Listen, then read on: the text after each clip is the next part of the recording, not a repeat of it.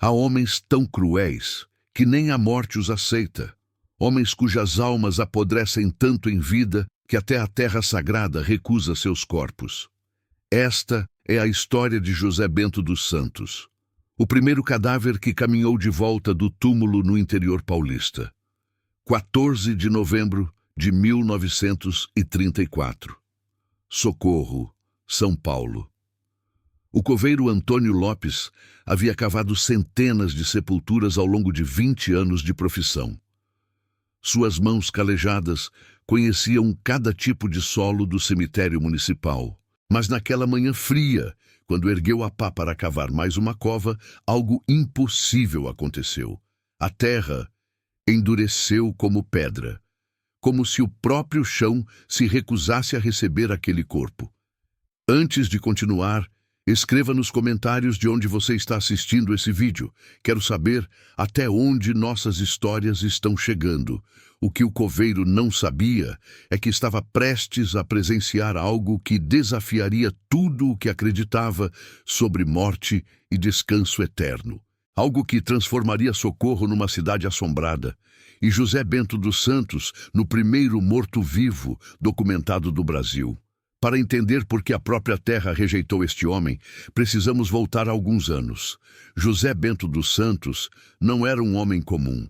Era o tipo de criatura que fazia crianças correrem para casa antes do anoitecer. O tipo de marido que transformava o lar num inferno silencioso.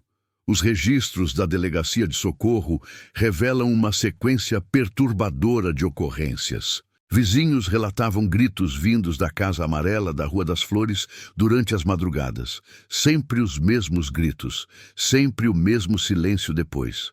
Maria Conceição dos Santos, sua esposa, aparecia na igreja aos domingos com marcas que nenhum acidente doméstico explicaria.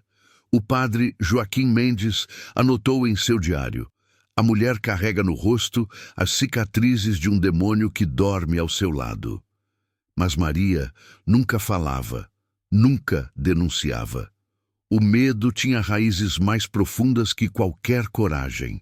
Os filhos pagavam o preço mais alto. Documentos do cartório mostram que 3 das 5 crianças morreram antes dos 10 anos.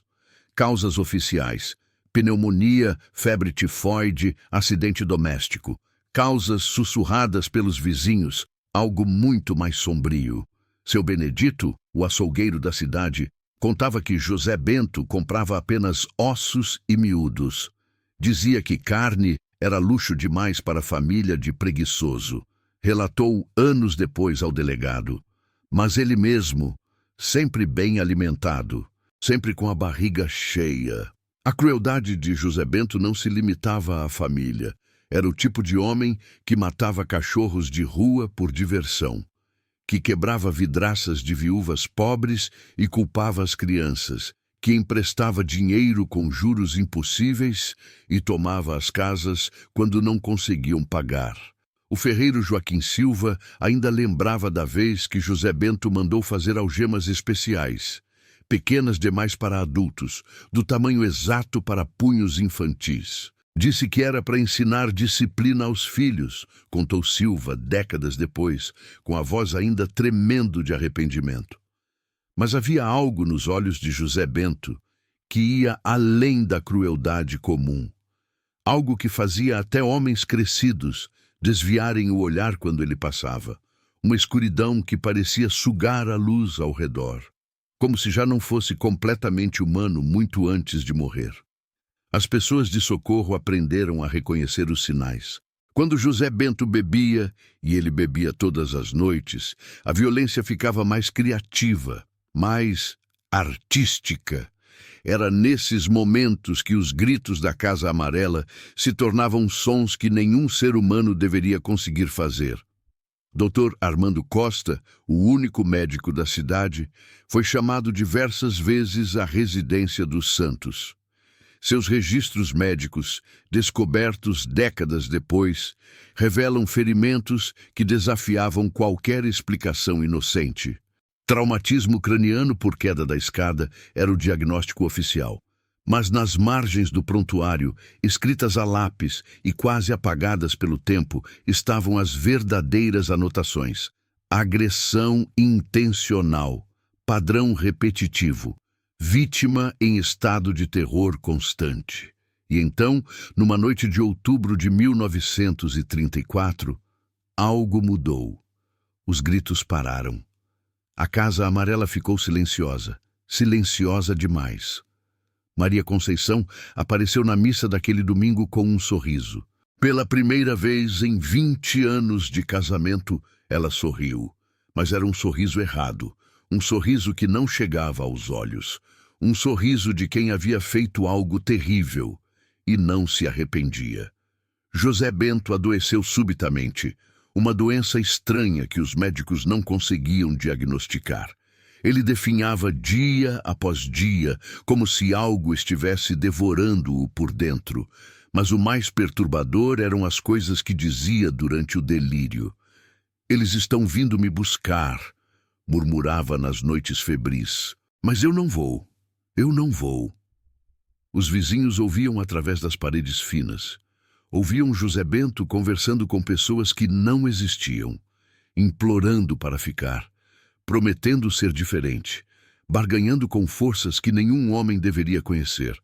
Na manhã de 14 de novembro, Maria encontrou o marido na cama, morto, finalmente morto. Mas mesmo morto, havia algo errado com aquele corpo, uma rigidez que não era natural, uma expressão de fúria congelada que fazia qualquer um que olhasse sentir um frio na espinha. E as últimas palavras de José Bento dos Santos, ouvidas pela própria esposa e confirmadas pelo Dr. Costa, foram um prenúncio do horror que estava por vir. "Nem Deus nem o diabo me querem, mas eu vou encontrar meu caminho de volta." Palavras que soariam como o delírio de um moribundo, se não fosse pelo que aconteceu depois. O que aconteceu quando tentaram enterrar José Bento dos Santos mudaria para sempre a forma como os moradores de Socorro viam a morte. E alguns segredos são poderosos demais para ficarem enterrados. A morte de José Bento dos Santos deveria ter sido um alívio para Socorro. Deveria ter sido o fim de 2 décadas de terror silencioso. Mas a morte, descobriram os moradores, às vezes é apenas o começo de algo muito pior. Doutor Armando Costa foi chamado para atestar o óbito na manhã de 14 de novembro. Chegou à Casa Amarela esperando encontrar uma viúva enlutada. Em vez disso, encontrou Maria Conceição varredendo o quintal, assobiando uma cantiga de ninar. Como se nada tivesse acontecido, como se 20 anos de inferno tivessem sido apenas um pesadelo que finalmente acabara. "Ele está no quarto", disse ela, sem parar de varrer. "Morreu dormindo, pacífico como um anjo." Mas quando o doutor Costa entrou no quarto, soube imediatamente que José Bento dos Santos não havia morrido em paz. O corpo estava contorcido numa posição impossível. Os punhos cerrados com força suficiente para quebrar os próprios ossos. O rosto era uma máscara de ódio puro, como se a morte o tivesse surpreendido no meio de uma fúria assassina. O médico tentou fechar os olhos do defunto. Eles se abriram novamente. Tentou relaxar os punhos. Eles se contraíram ainda mais. Era como se o próprio corpo se recusasse a aceitar a morte, como se José Bento estivesse lutando contra algo que apenas ele podia ver. O atestado de óbito foi assinado com mãos trêmulas. Parada cardiorrespiratória por causa indeterminada. Dr. Costa nunca revelou o que realmente viu naquele quarto.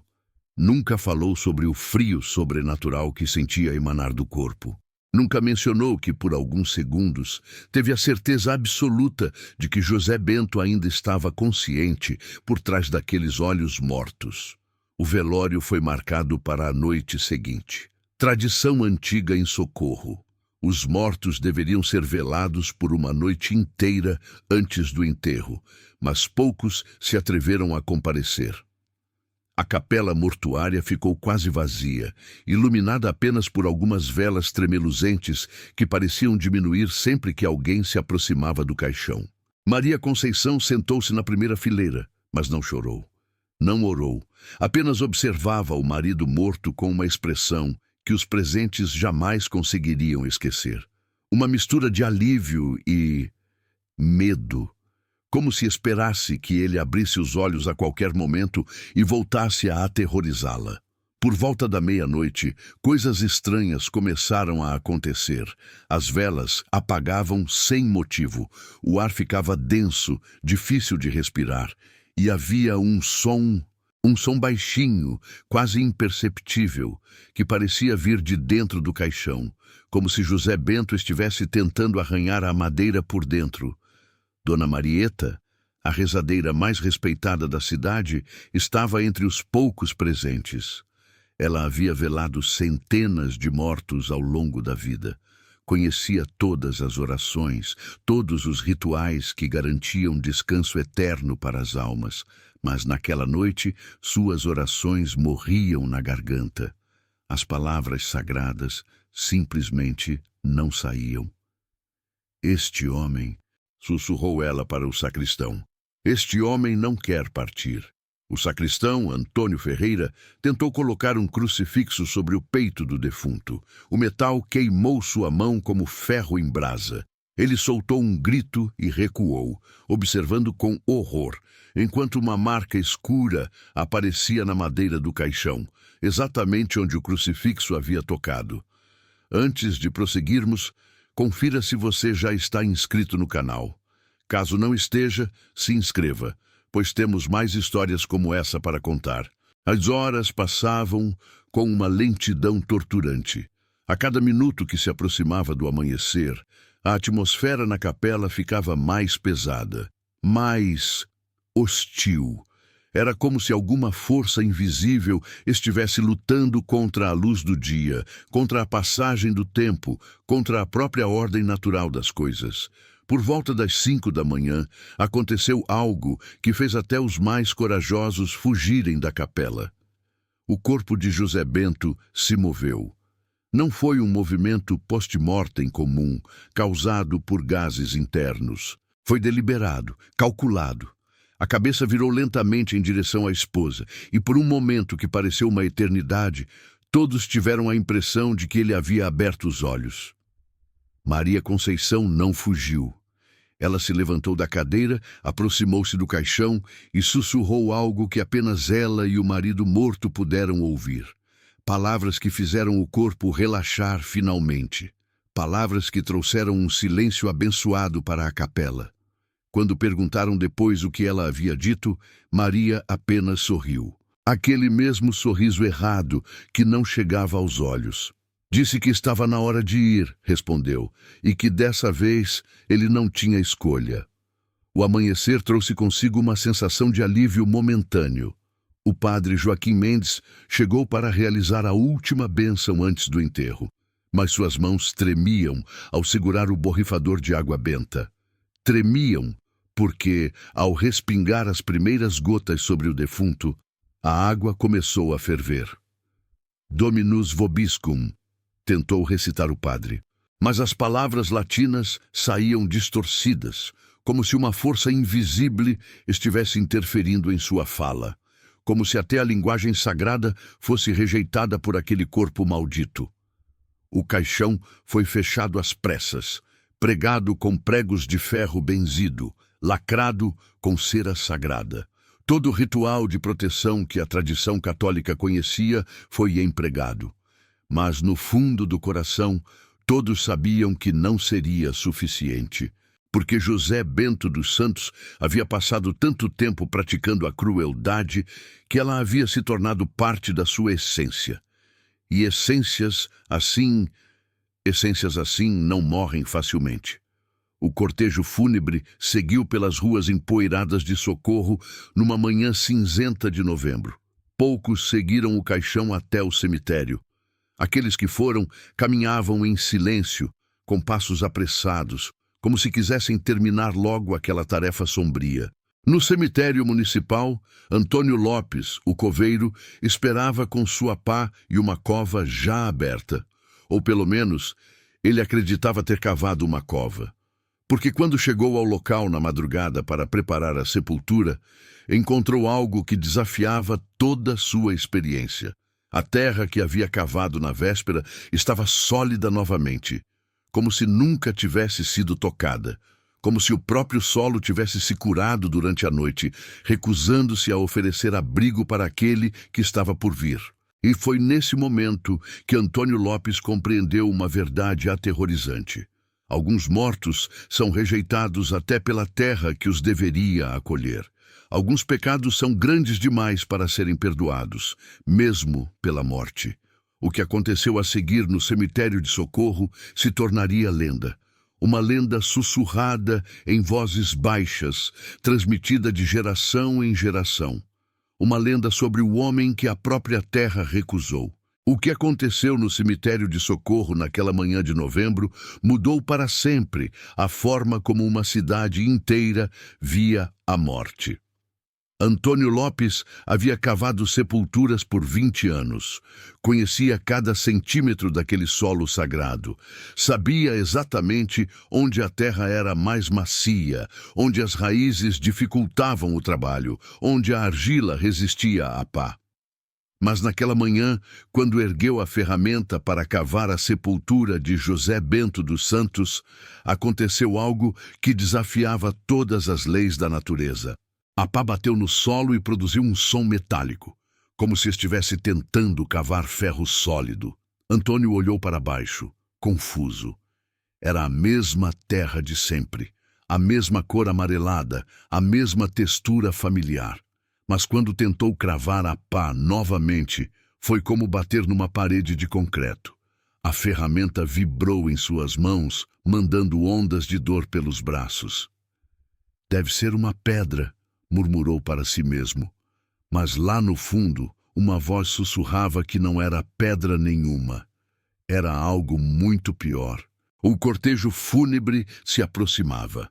Antônio podia ouvir o ranger das rodas da carroça carregando o caixão, os passos arrastados dos poucos corajosos que acompanhavam o defunto. Precisava cavar aquela sepultura. Precisava cumprir seu trabalho.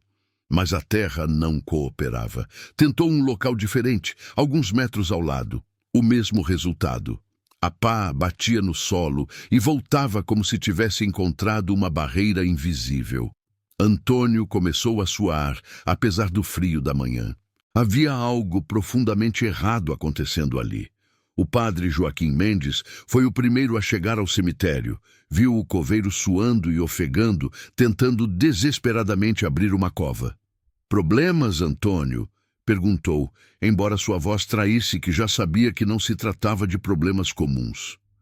"A terra, padre", disse Antônio, sem parar de tentar. "A terra não quer ser cavada." O padre franziu a testa. Aproximou-se do local e se ajoelhou. Tocou o solo com as mãos. A terra estava normal ao toque, macia, úmida da chuva da noite anterior. Mas quando Antônio tentava cavá-la, era como se uma força sobrenatural a protegesse.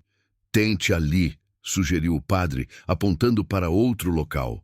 "Talvez seja apenas..." Mas não conseguiu terminar a frase, porque sabia que não era apenas nada. Era algo que sua formação religiosa o havia preparado para reconhecer, mas que nunca esperara enfrentar numa cidade pequena do interior paulista. O resto do cortejo chegou, enquanto Antônio tentava pela 10ª vez abrir uma sepultura. Os poucos presentes observavam em silêncio crescente enquanto o coveiro mais experiente da região lutava contra um punhado de terra como se fosse um inimigo vivo. Dr. Costa, que havia vindo para cumprir as formalidades finais, aproximou-se do padre. "O que está acontecendo?" sussurrou. "A terra está rejeitando o corpo", respondeu o padre numa voz tão baixa que apenas o médico pôde ouvir. "Eu já li sobre isso nos textos antigos, mas nunca pensei que fosse real." Maria Conceição permanecia ao lado da carroça, observando os esforços inúteis do coveiro com uma expressão que oscilava entre o medo e uma satisfação sombria. Era como se parte dela soubesse que isso aconteceria, como se tivesse esperado por isso. Após 2 horas de tentativas, Antônio finalmente conseguiu quebrar a resistência da terra. Foi um esforço que o deixou exausto, como se tivesse lutado contra um adversário invisível. A pá finalmente afundou no solo, mas o som que fez foi errado, como se estivesse rasgando algo que não deveria ser rasgado. O buraco foi cavado centímetro por centímetro, com uma dificuldade que desafiava toda explicação. A cada pasada, a terra parecia se recompor, forçando Antônio a cavar o mesmo local várias vezes. Era como se o próprio solo estivesse vivo, lutando para não receber aquele fardo. Quando a sepultura finalmente ficou pronta, já passava do meio-dia. O padre realizou a cerimônia mais rápida de sua carreira. As palavras sagradas saíam apressadas, como se ele quisesse terminar logo aquela tarefa perturbadora. Até as orações pareciam encontrar resistência no ar, como se uma força invisível estivesse interferindo na comunicação com o divino. O caixão foi baixado com cordas, mas mesmo isso não foi simples. As cordas se enroscavam sem motivo. O caixão balançava de forma estranha, como se seu conteúdo estivesse se movendo. E quando finalmente tocou o fundo da cova, produziu um som oco que ecoou mais tempo do que deveria. A primeira pasada de terra sobre o caixão fez um barulho que gerou arrepios em todos os presentes. Não era o som normal da terra batendo na madeira. Era como se algo dentro do caixão estivesse respondendo. Antônio começou a jogar terra com pressa crescente. Queria terminar logo aquele enterro e ir para casa esquecer tudo o que havia acontecido. Mas mesmo cobrir o caixão se mostrou uma tarefa sobrenatural. A terra deslizava para os lados como se fosse líquida, recusando-se a ficar sobre a madeira. Foi necessário repetir o processo 3 vezes. 3 vezes a terra foi jogada sobre o caixão. 3 vezes ela se espalhou para os lados, deixando a madeira exposta. Na terceira tentativa, o padre começou a rezar em voz alta, suas palavras latinas ecoando pelo cemitério vazio. Finalmente, como se as orações tivessem quebrado algum tipo de resistência, a terra permaneceu no lugar. O túmulo ficou coberto. José Bento dos Santos estava enterrado, mas enquanto os poucos presentes se afastavam apressadamente do cemitério, ninguém notou um detalhe perturbador. A terra sobre a sepultura estava pulsando, como se algo embaixo dela estivesse respirando, como se o corpo enterrado ainda estivesse vivo. Antônio Lopes voltou para casa naquela tarde como um homem mudado. Suas mãos não paravam de tremer. Seus olhos tinham uma expressão assombrada que sua esposa jamais havia visto. Durante o jantar, quando ela perguntou sobre o enterro, ele apenas balançou a cabeça. Tem coisas neste mundo, disse ele, olhando pela janela em direção ao cemitério, que não deveriam existir. E José Bento dos Santos, ele era uma dessas coisas. Naquela noite, Antônio sonhou com o som da terra batendo no caixão, mas no sonho o som vinha de dentro da madeira, como se alguém estivesse tentando sair. E quando acordou no meio da madrugada, com o coração disparado e suor frio escorrendo pelo rosto, teve a terrível certeza de que não havia sido apenas um sonho. Porque mesmo dali, a quilômetros do cemitério, ainda podia ouvir aquele som. O som de alguém arranhando madeira por dentro.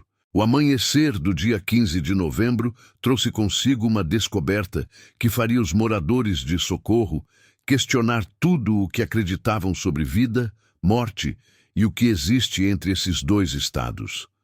Uma descoberta que provaria que alguns homens são cruéis demais para aceitar os limites impostos pela mortalidade, porque José Bento dos Santos havia encontrado uma forma de voltar, e seu retorno seria muito pior do que sua vida jamais foi. Quarto capítulo. O amanhecer de 15 de novembro de 1934 deveria ter trazido paz para Socorro. O homem mais cruel da cidade estava enterrado. O terror que assombrava a Rua das Flores havia terminado, ou pelo menos era isso que todos esperavam. Antônio Lopes acordou antes do nascer do sol, como fazia há décadas. Sua rotina matinal incluía uma caminhada pelo cemitério para verificar se tudo estava em ordem. Mas naquela manhã, quando se aproximou do portão de ferro do cemitério municipal, seus pés pararam sozinhos. Havia algo errado no ar. Um cheiro que não deveria estar ali. Não era o cheiro doce e enjoativo da decomposição. Era algo mais primitivo, como ferro velho e terra molhada misturados com algo que seu cérebro se recusava a identificar. O portão rangia mais alto que o normal quando ele o abriu, como se até o metal estivesse protestando contra o que estava prestes a ser revelado. Antônio caminhou lentamente pelos caminhos de terra batida, seus olhos vasculhando automaticamente as sepulturas em busca de sinais de perturbação. Tudo parecia normal, até que chegou ao setor novo, onde José Bento havia sido enterrado na véspera. E então viu algo que fez seu sangue gelar nas veias. O túmulo estava aberto, não parcialmente aberto, não ligeiramente perturbado, completamente aberto. Como se uma explosão tivesse acontecido debaixo da terra, mandando torrões de barro para todos os lados. E no centro da cratera improvisada, o caixão, rachado ao meio, vazio. Antônio caiu de joelhos na terra úmida, sua mente se recusando a processar o que estava vendo. 20 anos cavando sepulturas e nunca havia presenciado nada remotamente parecido. Corpos não simplesmente desapareciam de caixões enterrados. Era impossível, fisicamente impossível. Mas as evidências estavam ali, espalhadas pelo chão. Fragmentos de madeira do caixão, retalhos do sudário branco e algo mais perturbador, marcas na terra ao redor da sepultura. Marcas que pareciam pegadas saindo do túmulo e se dirigindo para o portão do cemitério. Com as mãos tremendo violentamente, Antônio se levantou e seguiu as marcas. Elas eram estranhas, essas pegadas, profundas demais para um homem normal. E havia algo errado com o padrão, como se quem as fazia estivesse arrastando algo, ou como se não conseguisse caminhar direito. As pegadas paravam no portão do cemitério, mas do lado de fora, na estrada de terra que levava ao centro da cidade, havia outras marcas, marcas que faziam o estômago de Antônio se revirar, porque eram marcas de arranhões na terra, como se unhas ou garras tivessem sido arrastadas pelo chão.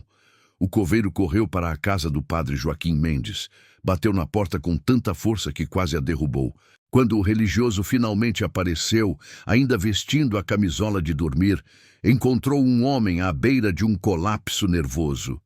"Padre!" gritou Antônio, agarrando a batina do religioso. "Ele saiu! José Bento saiu do túmulo!" O padre Joaquim tentou acalmar o coveiro, atribuindo suas palavras ao estresse do enterro difícil do dia anterior. Mas quando Antônio o arrastou até o cemitério e mostrou a sepultura aberta, o religioso ficou em silêncio por longos minutos. "Isso é impossível", murmurou finalmente. Eles não fazem isso."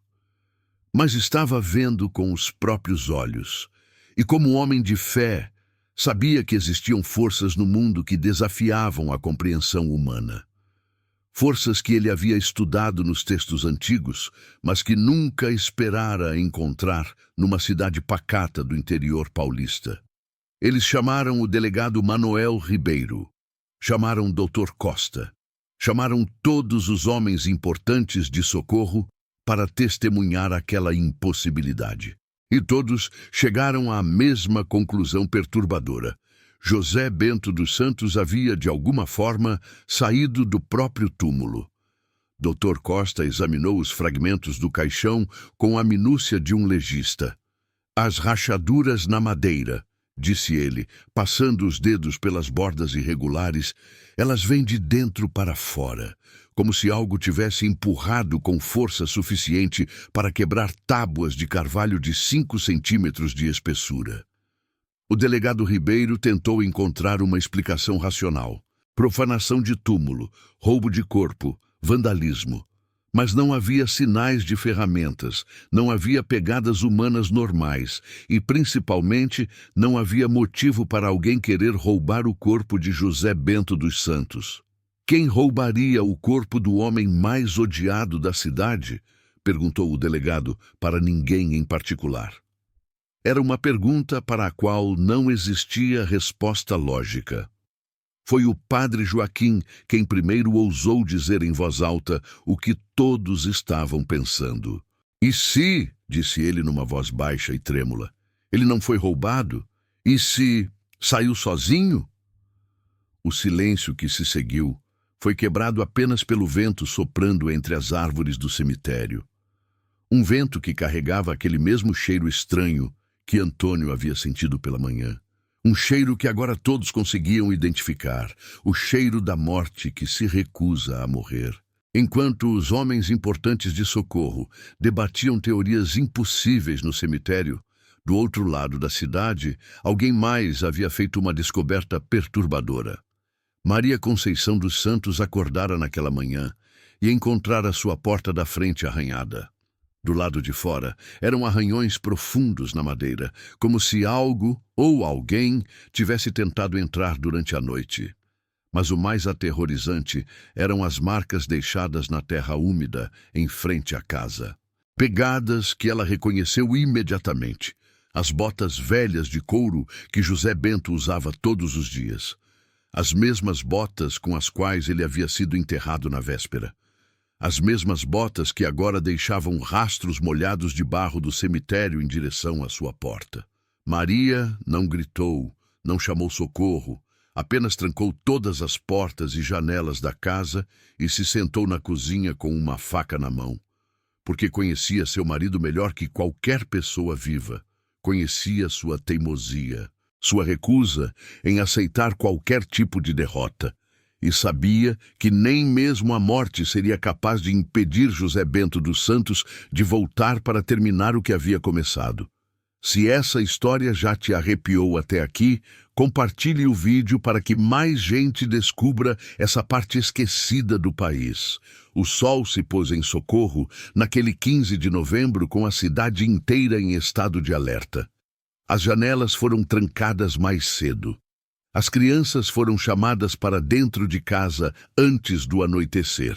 E todos, absolutamente todos, evitaram sair às ruas depois da meia-noite, porque todos sabiam, mesmo que não admitissem em voz alta, que José Bento dos Santos havia voltado. E se em vida ele havia sido cruel o suficiente para aterrorizar uma cidade inteira, na morte ele seria algo muito pior. A primeira confirmação de que o morto-vivo de Socorro realmente existia veio 3 noites depois, nas margens lodosas do Rio do Peixe. E a pessoa que o viu primeiro foi alguém que jamais mentiria sobre algo tão terrível. 5º capítulo. 18 de novembro de 1934, 3 noites após a descoberta da sepultura vazia. João Pescador.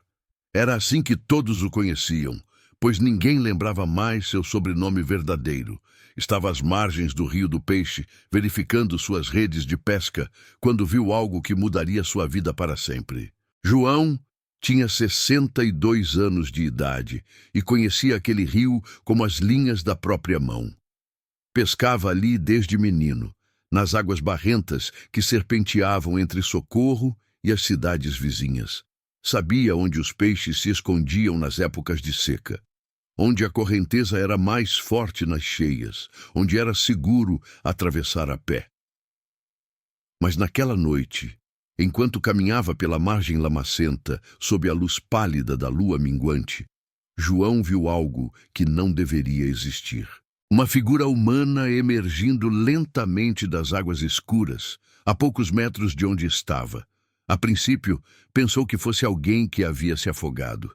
Talvez um bêbado que caíra no rio voltando da cidade.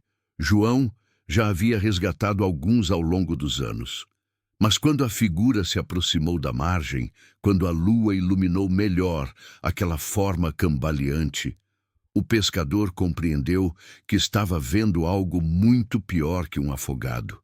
A criatura que saía do rio não caminhava como um homem vivo. Seus movimentos eram desarticulados, como se as juntas não funcionassem direito, e havia algo terrível na forma como a água escorria do seu corpo, não como água normal escorrendo de roupas molhadas, mas como se o próprio líquido tivesse medo de tocar aquela carne. João ficou paralisado quando reconheceu o rosto. Mesmo desfigurado pela decomposição, mesmo com a pele amarelada e os olhos fundos, ainda era possível identificar José Bento dos Santos. O homem que havia sido enterrado 4 dias antes. O homem que deveria estar apodrecendo 2 metros debaixo da terra. Mas ali estava ele, vivo, ou algo que se assemelhava vagamente à vida. José Bento parou na margem e virou lentamente a cabeça em direção a João. Seus olhos eram o pior de tudo. Não eram mais olhos humanos. Eram buracos negros que pareciam sugar a luz ao redor. E quando ele abriu a boca para falar, saiu um som que fez João urinar nas calças de puro terror. "Ajuda-me", disse a criatura com uma voz que soava como vidro sendo moído. "Preciso encontrar meu lugar." João tentou correr, mas suas pernas não obedeceram. Era como se o próprio medo o tivesse pregado no chão. Conseguiu apenas observar, paralisado, enquanto José Bento se aproximava cambaleando, deixando pegadas úmidas na terra que fumegavam como se fossem ácidas. "Por favor", continuou a criatura, estendendo uma mão que mais parecia uma garra. "Não consigo descansar. A terra me rejeita." Foi só quando José Bento chegou a 1 metro de distância que João finalmente conseguiu se mover. Correu como nunca havia corrido na vida, tropeçando nos próprios pés, caindo e levantando, gritando o nome de todos os santos que conhecia. Não parou de correr até chegar à casa do padre Joaquim Mendes. O relato de João Pescador foi recebido inicialmente com ceticismo. Afinal, era conhecido por gostar de um trago, e não seria a primeira vez que alguém via coisas estranhas depois de uma noite na taverna. Mas havia algo na forma como ele contava a história, o tremor genuíno em sua voz, o terror real em seus olhos, e principalmente havia as evidências físicas. Na manhã seguinte, o padre Joaquim acompanhou João de volta ao Rio do Peixe, e lá, gravadas na lama úmida da margem, estavam as pegadas. Pegadas humanas, mas erradas, fundas demais. Com marcas de garras, onde deveriam estar os dedos dos pés. E havia algo mais perturbador. As pegadas levavam do rio em direção ao centro da cidade, em direção à Rua das Flores, em direção à Casa Amarela, onde Maria Conceição dos Santos vivia sozinha desde a morte do marido. O padre documentou tudo em seu diário, escrevendo com mãos trêmulas: "O Senhor permite que alguns pecadores retornem para buscar o que deixaram inacabado. José Bento dos Santos é um desses casos. Que Deus nos proteja do que ele planeja fazer." Mas João Pescador não foi a única testemunha. Nos dias que se seguiram, outros moradores de Socorro começaram a relatar avistamentos perturbadores, sempre à noite, sempre envolvendo uma figura que caminhava de forma estranha pelas ruas desertas. Dona Benedita, a parteira da cidade, viu José Bento parado em frente à sua janela numa madrugada de dezembro. Ela acordou com a sensação de estar sendo observada e, ao abrir as cortinas, encontrou aquele rosto decomposto grudado no vidro. Quando gritou, a figura simplesmente desapareceu, como se tivesse se dissolvido na escuridão. O ferreiro Joaquim Silva encontrou ferramentas espalhadas pela oficina numa manhã, depois de ter certeza de que havia trancado tudo na noite anterior, e havia marcas de dedos molhados nos metais. marcas que fediam a terra de cemitério e algo pior.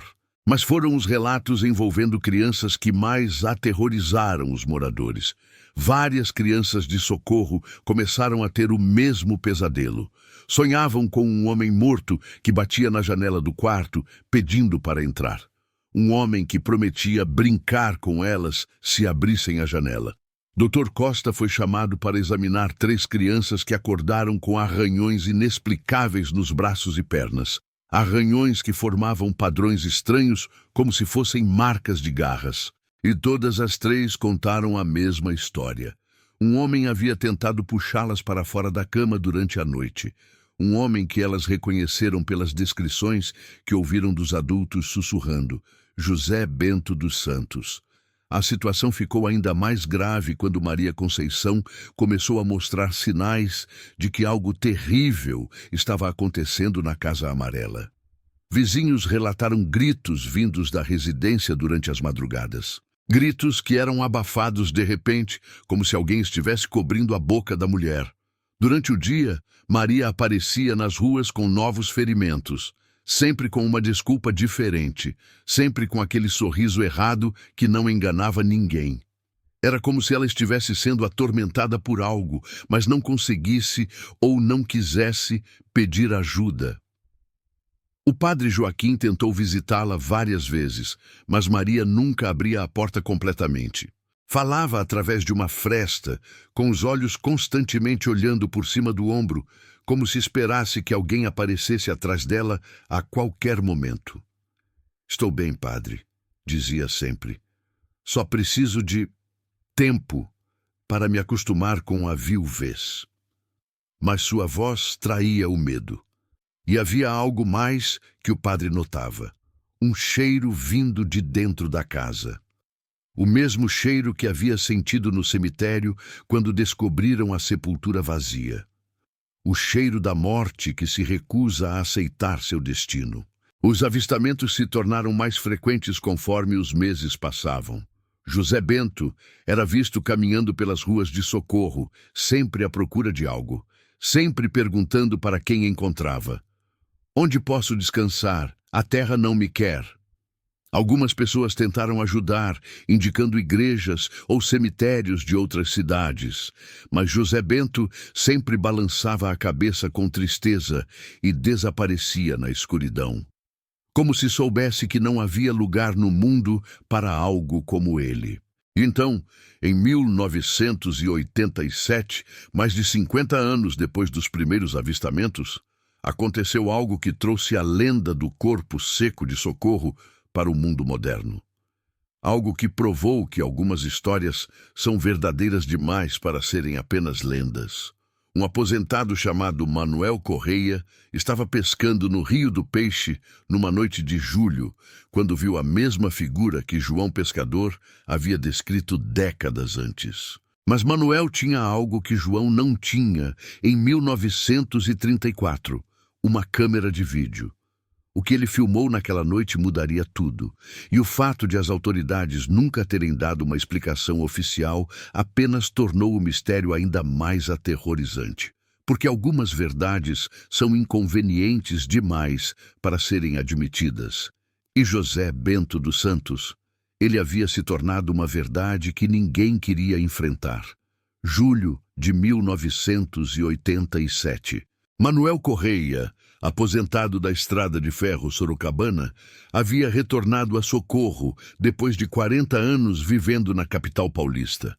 Voltara para pescar no Rio do Peixe, como fazia na juventude, antes de partir em busca de uma vida melhor na cidade grande. Manuel não acreditava nas histórias que ainda circulavam pela cidade sobre José Bento dos Santos. Eram lendas de gente simples, dizia ele. Superstições de uma época em que as pessoas não tinham acesso à educação e à ciência. Mas naquela noite de 23 de julho, suas convicções racionais seriam destroçadas para sempre. Ele estava na margem do rio com sua nova câmera filmadora, um presente dos filhos que moravam em São Paulo, quando percebeu o movimento na água. A princípio, pensou que fosse um animal, talvez uma capivara procurando comida.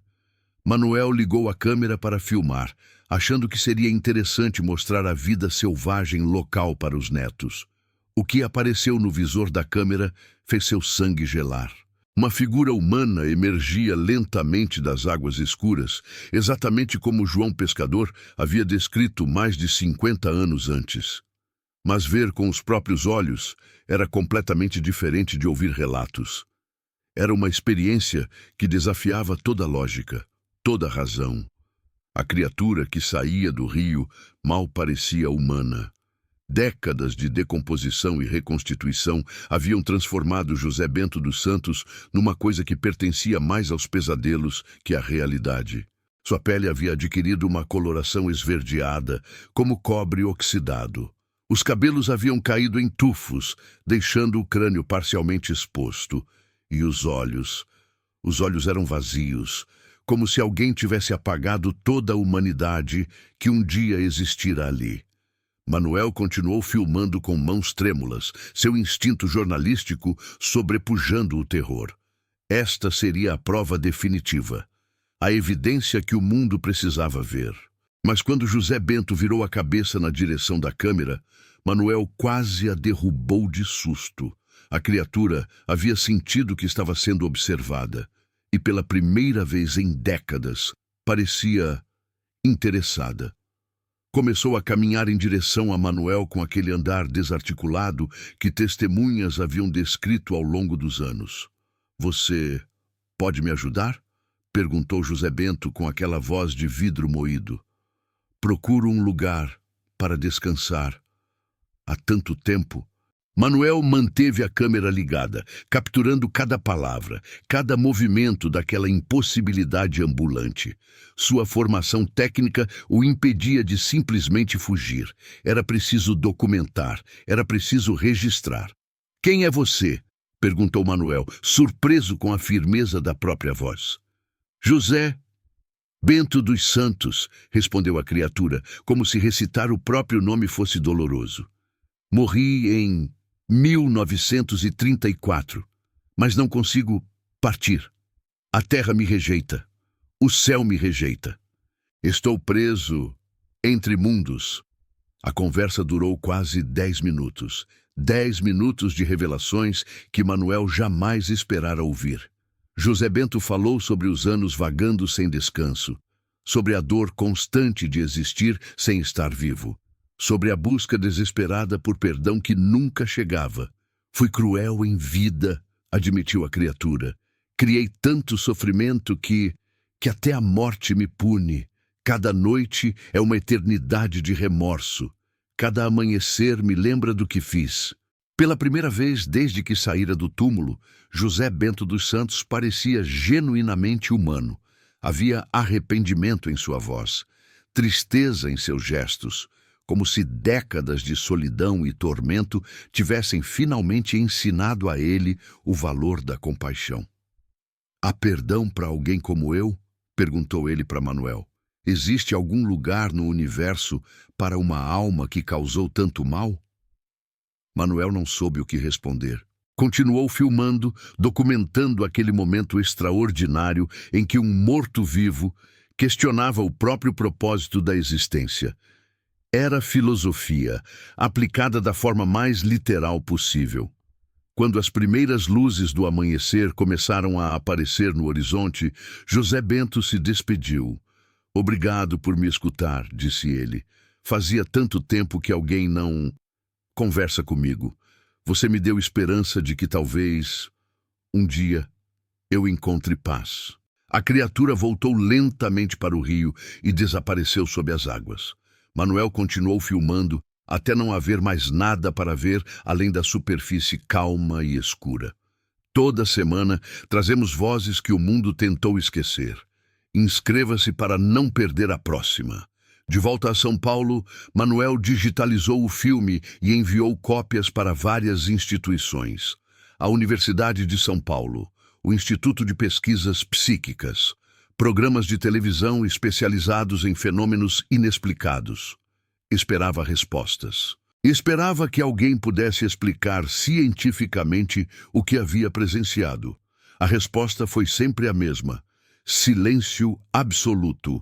A USP nunca respondeu oficialmente. Os pesquisadores que se dispuseram a analisar o material de forma extraoficial sugeriram que se tratava de uma encenação muito bem elaborada. Efeitos especiais, maquiagem profissional, montagem digital. Mas Manuel sabia o que havia visto. E, mais importante, sabia o que havia sentido naquele momento. A presença genuína de algo que não deveria existir, mas existia. A tristeza real de uma alma perdida buscando redenção. Os anos passaram. Manuel morreu em 2003, levando consigo a convicção de que havia documentado um milagre sombrio. O filme foi herdado pelos filhos, que o consideraram uma curiosidade folclórica interessante, mas nada mais. Hoje, Socorro é uma cidade moderna.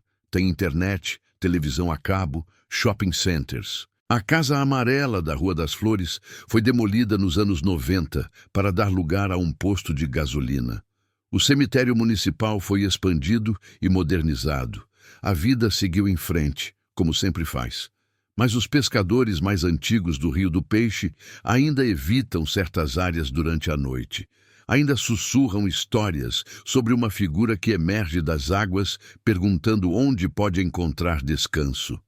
Ainda sentem um frio na espinha quando pensam em José Bento dos Santos. E de vez em quando, muito raramente, alguém novo chega à cidade e decide pescar no rio numa noite de lua nova. Alguém que não conhece as histórias. Alguém que não acredita em lendas. Esses são os que voltam para casa com olhos assombrados, contando sobre um homem que saiu da água perguntando por ajuda. Um homem que parecia carregar o peso de todos os pecados do mundo nos ombros. Um homem que ainda procura, depois de quase 100 anos, um lugar onde possa finalmente descansar. A verdade sobre José Bento dos Santos nunca foi oficialmente reconhecida, nunca apareceu nos jornais grandes, nunca foi estudada pela academia. Permanece como uma lenda local, uma curiosidade folclórica do interior paulista. Mas lendas não deixam pegadas físicas na lama. Lendas não conversam com aposentados equipados com câmeras de vídeo. Lendas não carregam o peso tangível do arrependimento genuíno. José Bento dos Santos provou que existem consequências para a crueldade que vão além da morte. Que alguns atos são tão terríveis que criam feridas no próprio tecido da realidade. Que certos pecados ecoam através das décadas, recusando-se a se calar. Ele descobriu, da forma mais literal possível, que nem mesmo a morte oferece escape para aqueles que dedicaram a vida inteira a causar sofrimento, que existe uma justiça cósmica que opera em escalas de tempo que desafiam a compreensão humana. E talvez, apenas talvez, sua condenação eterna sirva como um aviso para todos nós. Um lembrete de que nossas ações têm peso. Que a crueldade sempre cobra seu preço, que o universo, de formas que não compreendemos completamente, mantém seus próprios registros. Hoje, quando passamos por Socorro, vemos uma cidade normal do interior paulista. Mas alguns lugares guardam segredos que transcendem o tempo, e algumas histórias são verdadeiras demais para serem apenas lendas. José Bento dos Santos ainda caminha, ainda procura, ainda paga pelo que fez em vida. E continuará pagando até que encontre algo que talvez não exista para homens como ele. O perdão absoluto que permite descanso eterno. Porque há pecados que nem mesmo a morte consegue apagar. E há homens que descobrem isso quando já é tarde demais para mudar.